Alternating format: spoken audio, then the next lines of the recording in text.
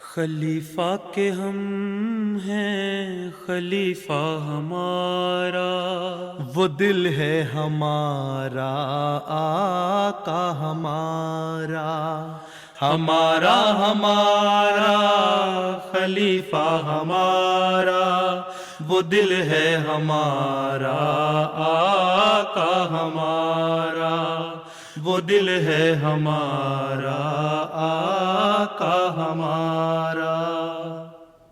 Assalamu alaikum and welcome back to This Week with Huzur.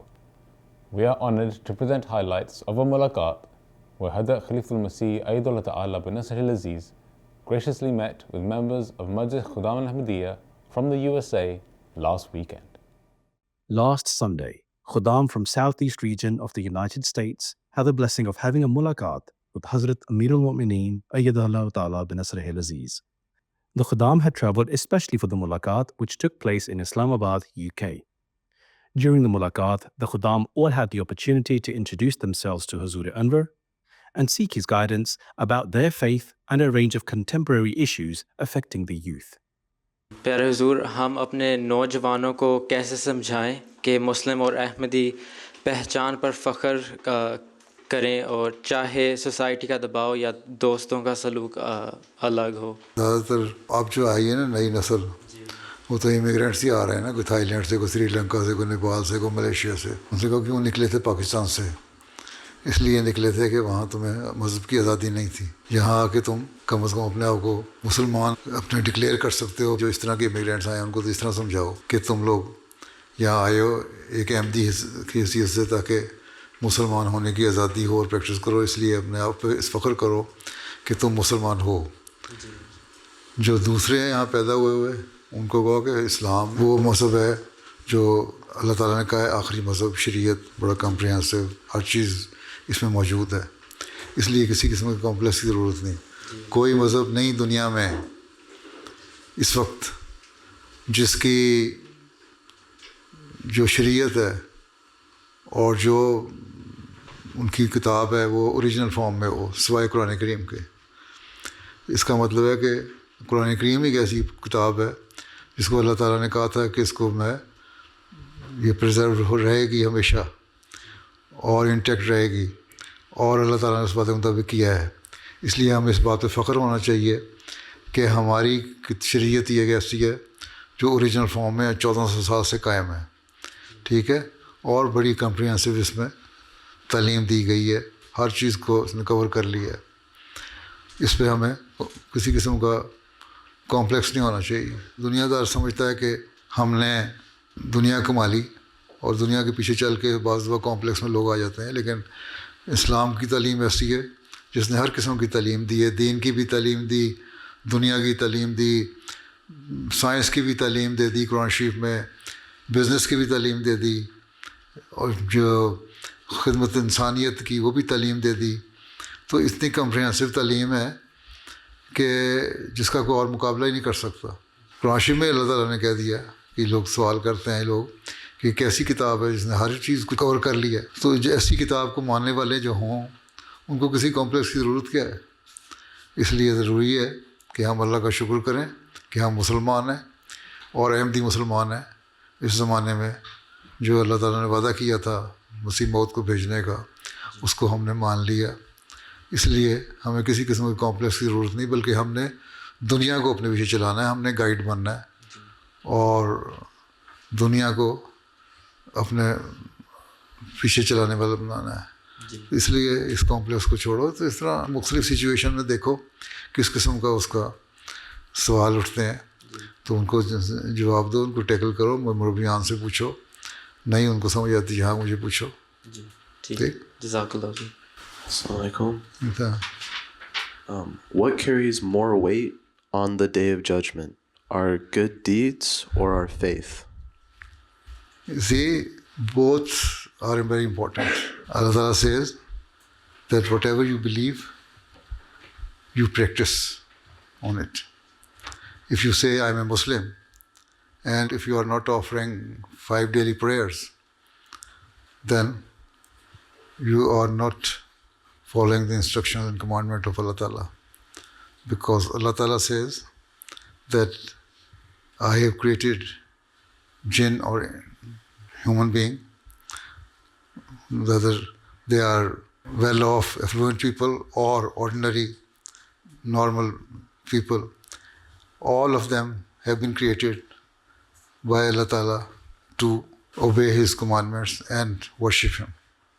So it is also very important to worship Allah Ta'ala. And at the same time, Allah Ta'ala says that your prayers will not be accepted if you are not discharging your duties towards your fellow beings, and you are not giving due rights to your fellow beings. So that is also very important. So if you are not speaking truth, you are a liar, then Allah says it is not a good deed.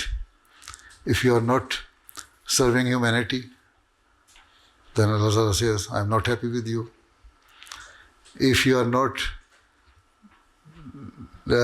serving your parents, Allah Ta'ala says, I will not accept your prayer then.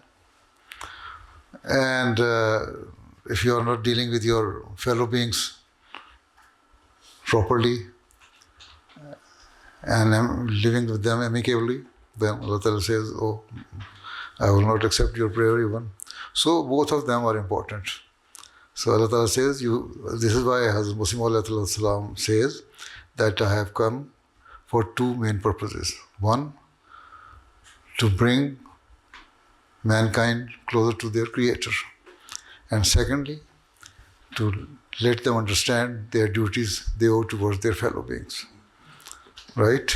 So these are the two things we have to follow. So Allah Ta'ala says that if you do both of these things, then you will be perfect Muslim and I will be happy with you. ہمارے جو خدام تبلیغ کرنے سے گھبراتے ہیں، ہم انہیں کیسے تبلیغ کی طرف راغب کر سکتے ہیں؟ بیچارے گھبراتے اس لیے ان کو علم نہیں ہے، تو اس لیے گھبراتے ہوں گے نا. یا دیکھو نالج کی کمی، یا یہ کمپلیکس کہ ہم کریں گے تو لوگ مذاق اڑائیں گے ہمارا، یا یہ خوف کہ ہمیں کہیں مار بول نہ پڑ جائے تبلیغ کرنے سے. وہ کہتے ہیں کہ بڑے ریڈیکل مسلم ہے یہ بڑا اور اس کو مارو، یا پولیس سے ڈر کے مارے یا لوگوں سے ڈر کے مارے. تو ان کو کمپلیکس کو دور کرو، ان کو بتاؤ کہ ہماری تعلیم کیا ہے. اور اللہ تعالیٰ نے ہمیں اس لیے پیدا کیا ہے کہ ہم اللہ کے پیغام کو دنیا میں بس سمجھائیں. اور اللہ تعالیٰ کا پیغام کیا ہے؟ پہلے تو محبت، پیار، امن اور سروس ٹو ہیومینٹی. تو یہ ہمارے پیغام ہیں. ان سے تبلیغ کرنے کے طریقے ہیں. ایک ایتھیسٹ ہے، اس کو تم کو جماعت احمدیہ سچی ہے، وہ کہے گا ہوگی سچی، مجھے اس سے کیا. تو یہ تبلیغ نہیں ہے. ایتھیسٹ کو کہنا پڑے گا کہ ہمیں قرآن شریف کہتا ہے کہ ہیومینٹی کی خدمت کرو، اپنے ساتھیوں کی خدمت کرو، جس طرح میں نے اس کو بتایا ابھی ہیں، اور ان کے ساتھ اچھا سلوک کرو، ماں باپ کی عزت کرو ہیں، اپنے دوستوں کا خیال رکھو، اپنے ہمسایوں کا خیال رکھو. تو یہ چیزیں یہ ہمیں تعلیم دیتے ہیں. وہ پھر قریب آئیں گے. پھر ان کو بتاؤ کہ یہ اسلام کی تعلیم ہے اور یہ ہمیں اللہ تعالیٰ نے دی ہے قرآن کریم میں. تو اس طرح تبلیغ کے مختلف طریقے ہیں. ان کو طریقے سمجھانے پڑیں گے، کس انوائرمنٹ میں رہتے ہیں، کس لوگوں کے ساتھ ان کا انٹریکشن ہے. جو لا مذہب ہے ان کے ساتھ اور تبلیغ کا ذریعہ ہے. ان کو تم کہو اللہ تعالیٰ ایک ہے، انہوں نے کہا ٹھیک ہے ہمیں مانتے ہی نہیں اللہ تعالیٰ ایک ہوگا، یا ایک ہو یا چار ہو، ہمیں سے کیا. نہ ہم عیسائیت کو مانتے ہیں، یہودیت کو مانتے ہیں، نہ اسلام کو مانتے ہیں. تو مختلف سچویشن میں مختلف طریقے ہیں جو تبلیغ کے کرنے ہوں گے.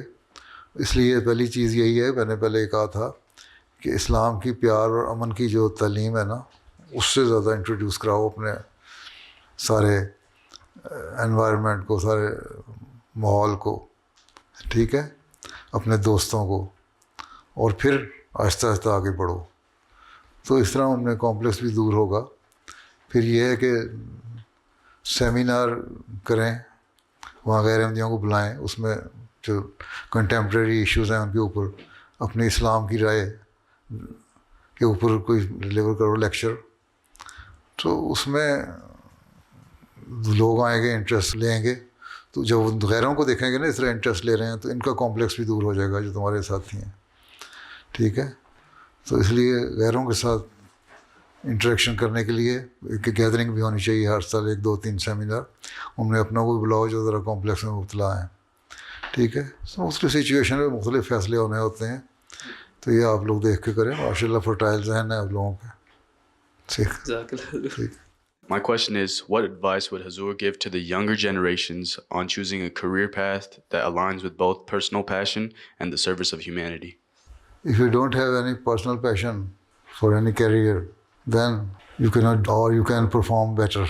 So it is better to choose your career according to your own desire and your passion, right? And if you are a lawyer, you can serve humanity, you can serve the Jamaat in a better way. If you are a doctor, you can serve humanity. If you are a teacher, you are serving humanity. If you are an engineer, the same.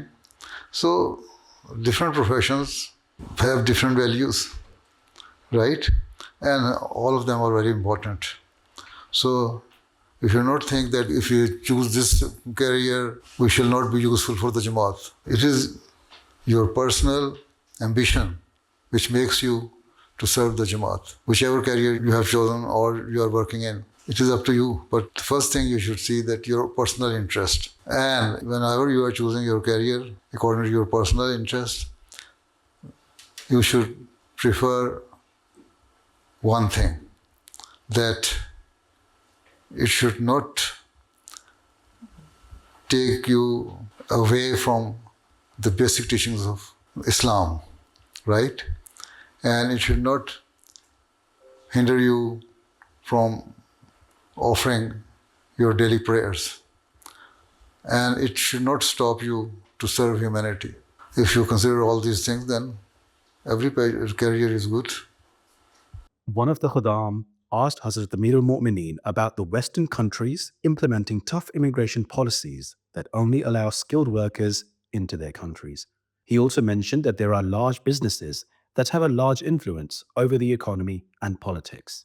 پہلی چیز تو یہ ہے کہ ہمیں اگر پڑھے لکھے ہوں لوگ, چاہے وہ انڈین ہے یا پاکستانی ہے یا کوئی بھی ہے, امیگرینٹس جو ہیں, if they are well educated, then they will be absorbed in that environment. And even government officials will accept you.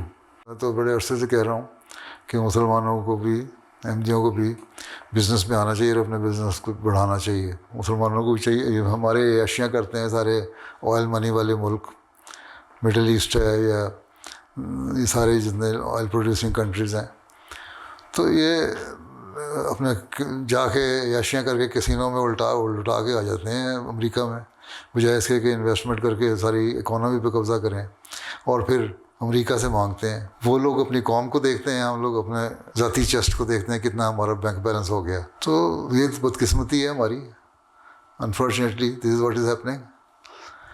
تو اس لیے پہلی بات تو یہی ہے کہ بزنس میں آئیں. باقی آج کل جو حالات ہیں وہ تو یہی ہیں. اس کے لیے اپنے آپ کو تیار کرو. میں کیا بتا سکتا ہوں کہ کیا کرنا ہے, میں تو بڑے عرصے سے بتا رہا ہوں کہ محنت کریں, اور ہمارے لوگوں کو پڑھ لکھ کے اسکل ایسی آنی چاہیے کہ جس کو ضرورت ہو, ریکوائرمنٹ ہے وہاں کی. اچھے سائنٹسٹ ہوں. ہمارے کتنے ہیں, ابھی تک تو نوبل پرائز بھی کسی کو نہیں ملتا, ہمارے مشکل سے ملتا ہے. اچھے سائنٹسٹ, ٹاپ کے سائنٹسٹ کوئی نہیں ہے. جتنے جرنل میگزین ریسرچ کے چھپتے ہیں امریکہ میں, ان میں سے ایک آدھا کہیں سے مسلمان کا مسلم ہوتا ہے, نہیں تو اکثر دوسروں کے ہوتے ہیں. تو کیوں نہیں ہم آگے آتے؟ تو should consider it, have to focus on it, کہ ہم نے اپنی ایجوکیشنل لیول بڑھانا ہے, اپنی اسکل بڑھانی ہے. تو اگر کھا پی گئے مسلمان, ہمارے احمدیوں کے پاس تو کچھ نہیں, لیکن آئل پروڈیوسنگ کنٹری کے پاس تو بہت کچھ ہے نا, وہ کھا پی رہے ہیں. جہاں مسلمانوں کو ہوش ہی نہیں آتی تو کیا کریں ہم. ٹھیک ہے, جزاک اللہ. میری یہ سوال ہے درود پہ اور درود شریف پہ.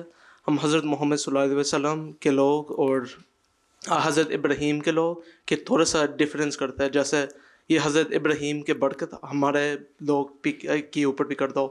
میری یہ کویشچن تھا, یہ کیوں کرتا ہے ایسا؟ حضرت ابراہیم علیہ السلام ابو الانبیاء کہلاتے ہیں, فادر آف دا پروفٹس.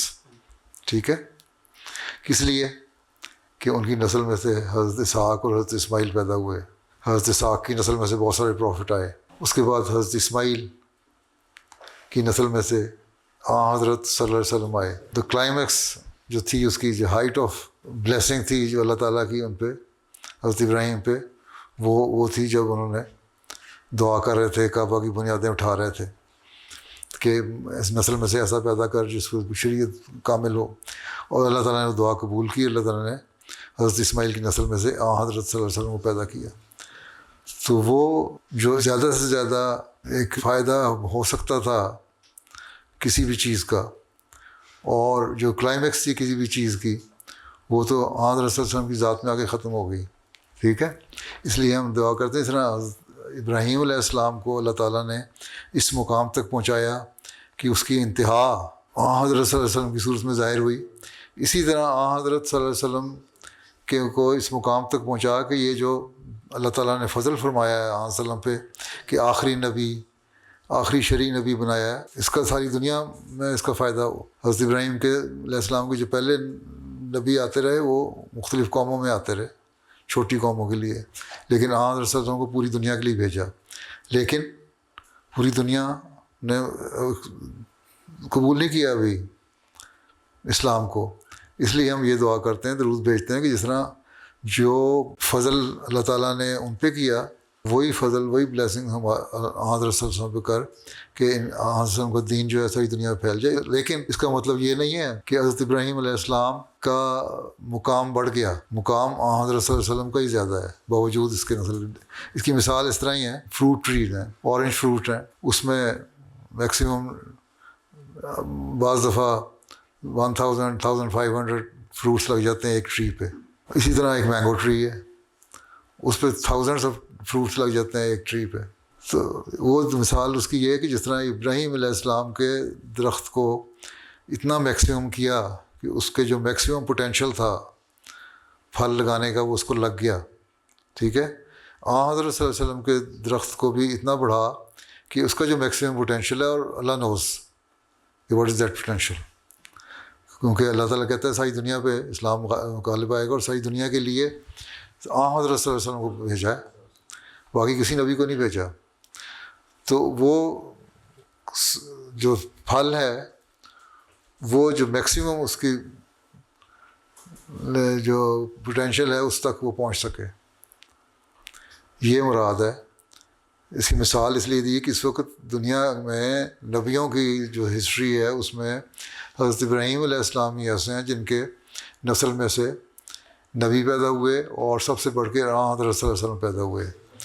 اور حضرت صلی اللہ علیہ وسلم پیدا ہونے کے بعد ابراہیم علیہ السلام کا جو میکسیمم جو ایک رکھا ہوا تھا الٹیمیٹ پرپس تھا وہ تو پورا ہو گیا ان کی دعا کا. ٹھیک ہے, لیکن حضرت صلی اللہ علیہ وسلم کو اللہ تعالیٰ نے کہا تم پوری دنیا کے لیے بنا کے بھیجا تھا, اور وہ اس وقت تک پورا نہیں ہوگا جب تک ساری دنیا حضرت صلی اللہ علیہ وسلم کو ماننے نہ لگ جائے, یا اس میں سے جو میکسیمم پاپولیشن وہ ماننے نہ لگ جائے. تو یہ دعا ہے, دعا درود شریف میں سکھائی گئی ہے کہ تم یہ دعا کرو کہ حضرت صلی اللہ علیہ وسلم کو بھی اسی طرح وہ رزلٹ حاصل ہو جائیں جس طرح حضرت ابراہیم علیہ السلام کو ان کی دعا کے ذریعے سے حضرت صلی اللہ علیہ وسلم مل گئے تھے. اب اللہ تعالیٰ نے پیدا تو کر دیا ان کی نسل میں سے وہ نبی جو ساری دنیا کے لیے پروفٹ ہے, لیکن اب اس کے کام ابھی پھیلنے والے ہیں. حضرت صلی اللہ علیہ وسلم کی زندگی میں تو عرب کے چند قبائل میں اسلام پھیلا تھا, پھر خلافت راشدہ میں پھیلا, پھر بعد میں اور زیادہ پھیلا. لیکن ابھی بھی دنیا میں اگر 2 بلین مسلمان ہیں اور باقی 6 بلین جو ہیں وہ سو کالڈ عیسائی اور ایتھسٹ اور دوسرے لوگوں ہیں. تو ابھی تو جب تک ہم یہ نہیں کہتے کہ دنیا میں 6 بلین مسلمان ہو گئے اس وقت تک حضرت صلی اللہ علیہ وسلم کی وہ چیز حاصل نہیں ہوئی. اس لیے درود شریف کا مطلب یہی ہے کہ ہمیں درود شریف پڑھنا چاہیے, ساتھ کوشش کرنی چاہیے کہ اللہ تعالیٰ وہ پھل جو حضرت ابراہیم علیہ السلام کو دیا اور جو پینیکل تھا اس کا جو ہائٹ تھی اس کی وہاں حضرت صلی اللہ علیہ وسلم کی صورت میں ظاہر ہوا, وہ حضرت صلی اللہ علیہ وسلم کو اب اتنا دے کہ ہم دنیا میں حقیقی مسلمانوں کو، یہ مسلمان نہیں جو پیسہ آئے تو کسینوں میں جا کے یا شراب پینے میں خرچ کر دیتے ہیں، وہ مسلمان جو حقیقی مسلمان ہے وہ مسلمان دے. اگر اس طرح آپ درود پڑھتے ہوئے درود پڑھیں گے نا، اللہم صلی علی محمد و علی آل محمد، کہ حضرت صلی اللہ علیہ وسلم پر اتنا فضل فرما جو بہت زیادہ فضل ہے. صلی کیا ہے؟ صلی کا مطلب ہے دعا کرنا. اللہ تعالیٰ دعا تو نہیں کرتا نا، اللہ تعالیٰ وہ کہتے ہیں کہ جو تو اپنا اتنا فضل کر کہ جو ساری تیری سسٹم ہے دنیا کا، کائنات، اس کو حضرت صلی اللہ علیہ وسلم کی خدمت میں لگا دے اور ان کے دلوں میں یہ پیدا کر دے کہ حضرت صلی اللہ علیہ وسلم کا مقام بہت اونچا ہے. جس طرح تو نے ابراہیم کے زمانے میں ان کی نسل میں سے نبی پیدا کر کے لوگوں کے دلوں میں ابراہیم کا ایک تقدس پیدا کیا، ایک مقام پیدا کیا، ایک سٹیٹس پیدا کیا. ٹھیک ہے، اور پھر اللہ مبارک، اور پھر اس کو اتنی برکت دے کہ وہ پھیلتا جائے، پھر یہاں رک نہ جائے ایک دفعہ مل کے، بلکہ وہ پھیلتا جائے. اور اگر اس طرح انسان درود پڑھے اور دعا کرے تو وہ دعا جو ہے وہ پھر ایسی ہے کہ مسلمان، حقیقی مسلمان کو آرام سے نہیں بیٹھنے دے گی. وہ کوشش کرے گا کہ میں ان دعا کے ساتھ کوشش بھی کروں کہ لوگوں کو بھی آن وسلم کے سائے کے نیچے لے کے آؤں. My question is, in the last episode of This Week with Hazur, Hazur mentioned that the ultimate destiny, the ultimate objective for Ahmadi men and for women is to spread and teach the message of Ahmadiyat. How should we prepare ourselves to complete this journey? Do you offer 5 daily prayers? Ji. Yes. Then pray in your prayers that Allah Ta'ala help you to attain this target or objective, and read Holy Quran and know the meaning of it, the translation of it, and the commentary of it, and try to practice on all the commandments and injunctions given in the Holy Quran. Right? Then, if you are a practicing Muslim and practicing on all the commandments and injunctions given in the Holy Quran by Allah Ta'ala, and following the Sunnah of the Holy Prophet Sallallahu Alaihi Wasallam, then you will be a perfect Muslim. And if you are a perfect Muslim and praying at the same time, Allah Ta'ala will help you. ٹھیک ہے، تو this will also help you to spread the message of Islam and Ahmadiyat. Ahmadiyat, message of Ahmadiyat is what? Message of Islam, the true Islam. So this is how you can spread the message of Islam. So you should know, first, you should have a personal contact with Allah Ta'ala. Never leave any prayer. All 5 daily prayers are obligatory, and offer them with full concentration. And then read the Holy Quran and know the commandments and injunctions given in the Holy Quran, so that you can practice on it and spread that message to others. ٹھیک ہے، اسی طرح ہوگا، اس کے علاوہ اور کوئی راستہ نہیں. And that is all. As the mulaqat concluded, the Khuddam had the opportunity of having a photo with Hazur Anwar. The Khuddam also received the gift of pens from Hazrat Amir al-Mu'mineen. Those were highlights from a mulaqat that took place last weekend. We now end with our final segment, the Friday Sermon Summary. In today's Friday sermon, Hazur, may Allah be his helper, spoke regarding the expedition to Banu Fazara. Hazur, may Allah be his helper, explained comprehensively how the narration of the killing of Ummi Girfa was false and against Islamic teachings. عقلی طریق پر تو یہ جاننا چاہیے کہ ایک عورت کو جس پر قتل کا الزام نہیں ہے، قید کر کے ٹھنڈے لمحات میں قتل کرنا، اور پھر قتل بھی اس طریق پر کرنا جو اس روایت میں بیان کیا گیا ہے، یہ تو ایک بہت دور کی بات ہے. اسلام تو عین جنگ کے میدان میں بھی عورت کے قتل کو سختی کے ساتھ روکتا ہے. اس بارے میں حضرت صلی اللہ علیہ وسلم نے متعدد مرتبہ واضح فرمایا کہ عورتیں ان کو قتل نہیں کرنا. چنانچہ حدیث میں آتا ہے کہ ایک موقع پر میدان جنگ میں کسی دشمن قبیلے کی ایک عورت مقتول پائی گئی، تو باوجود اس کے کہ یہ معلوم نہیں تھا کہ یہ عورت کن حالات میں اور کس کے ہاتھ سے قتل ہوئی ہے، آپ صلی اللہ علیہ وسلم اسے دیکھ کر بہت ناراض ہوئے اور صحابہ سے یہ تاکیداً فرمایا کہ ایسا کام آئندہ نہیں ہونا چاہیے، کسی عورت کو قتل نہیں کرنا. اسی طرح جب کبھی حضرت صلی اللہ علیہ وسلم کوئی دستہ روانہ فرماتے تھے تو من جملہ اور نصیحتوں کے صحابہ سے ایک نصیحت یہ بھی فرماتے تھے کہ کسی عورت اور بچے کو قتل نہ کرنا. ان اصولی ہدایات کے ہوتے ہوئے صحابہ کے متعلق اور صحابہ میں سے بھی زید بن حارثہ کے متعلق جو گویا حضرت صلی اللہ علیہ وسلم کے گھر کے آدمی تھے، یہ خیال کرنا کہ انہوں نے کسی عورت کو اس طریق پر قتل کیا یا کروایا تھا جو ابن سعد نے بیان کیا ہے، ہرگز قابل قبول نہیں ہو سکتا.